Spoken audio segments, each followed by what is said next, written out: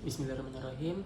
TBK, perkenalkan nama saya Muhammad Yasir Faluq BI dengan NIM akhir 022 dari kelompok 9 dari kelas B. Jadi pada video kali ini saya akan menjelaskan berkaitan dengan tugas garis saya, yakni menjelaskan mekanisme pendengaran, bagaimana pendengaran itu bisa terjadi. Jadi langsung saja, pada video kali ini saya sudah menyiapkan sebuah mind map yang telah saya buat.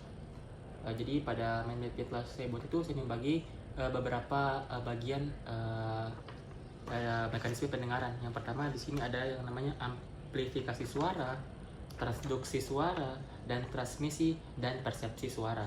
Jadi sebelum masuk kita harus mengerti dulu sebenarnya apa sih itu amplifikasi suara.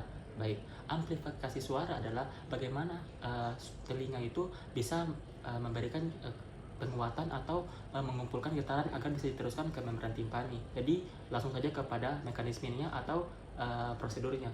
Yang pertama, auricula menghantarkan gelombang suara ke musculus meatus acousticus externus. Jadi auricula, telinga kita ini nanti akan mengumpulkan dan meneruskan suara ke membran timpani melewati yang namanya meatus acousticus externus.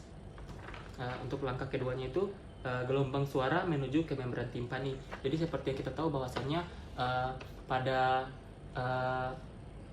proses yang pertama ini getaran yang telah dikumpulkan akan dilanjutkan ke membran timpani atau ke gendang telinga, bahasa awamnya. Lanjut ke langkah berikutnya, itu dari membran timpani akan melekat os malleus menuju incus dan terakhir pada os stapes.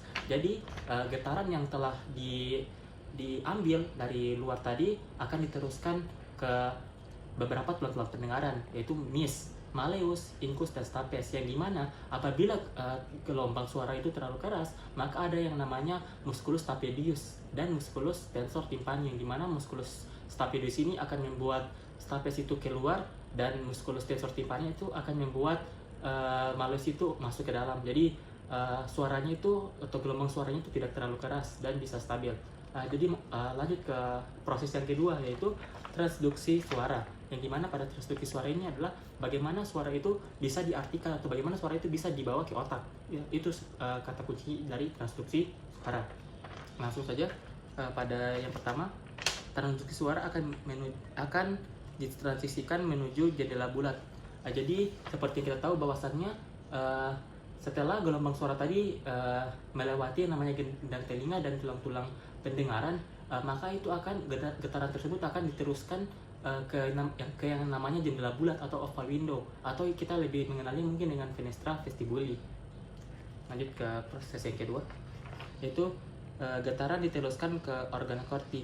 Jadi ketika gelombang suara tadi sudah melewati beberapa tulang pendengaran dan sudah melewati yang namanya jendela bulat atau fenestra vestibuli atau oval window, nanti dia itu akan masuk yang namanya skala media perilimfe, skala timpani perilimfe, dan akan menggetarkan yang namanya organ corti. Setelah itu proses yang ketiga, pada organ corti akan melepaskan neurotransmitter glutamat. Seperti yang kita tahu bahwasannya pada organ corti ada beberapa struktur yang harus kita ketahui. Yang pertama itu sel-sel rambut, lapisan rambut dalam dan lapisan rambut luar. Jadi pada lapisan rambut luar itu terdiri dari 3 lapis rambut, dan pada bagian dalam terdapat 1 lapisan rambut. Jadi pada lapisan rambut tersebut, nanti pada ujung sel rambut tersebut akan terjadi yang namanya pembentukan glutamat, di mana ada yang namanya tipling. Jika tipling itu merengkuk ke arah yang lebih panjang, maka nanti dia itu akan menghasilkan yang namanya neurotransmitter, dan neurotransmitter inilah nantinya yang akan digunakan dan akan persepsikan suara sampai ke otak. Neurotransmitter tersebut adalah glutamat. Jadi lanjut ke tahapan terakhir, yakni transmisi dan persepsi suara. Yang pertama itu neurotransmitter yang dilepaskan akan ditangkap oleh neuron sensorik. Jadi seperti kita tahu bahwasannya neuron transmitter itu pasti memiliki yang namanya sebuah sinaps, sebuah yang harus dibawa atau dihantarkan ke otak.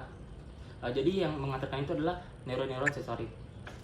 Setelah itu lanjut ke tahapan berikutnya, impuls saraf akan dialirkan dan membentuk dan membentuk cochlearis dari nervus 8. Jadi impuls saraf tadi akan sampai ke namanya nervus 8 atau nervus vestibulotrochlearis. Setelah itu nervus cochlearis akan menghilang menjadi lemniscus laterus menuju colliculus inferior hingga area primer pada lobus temporal. Jadi nervus tersebut membawa impuls saraf dari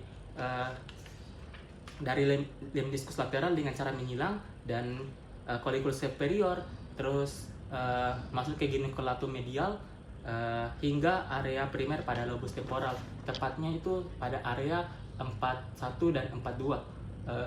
Setelah itu akan diteruskan ke otak hingga bisa dipersepsikan bunyi tersebut. Mungkin itu saja yang bisa saya jelaskan, Kak. Lebih dan kurangnya mohon dimaafkan. Bila taufiq wal hidayah. Wassalamualaikum warahmatullahi wabarakatuh.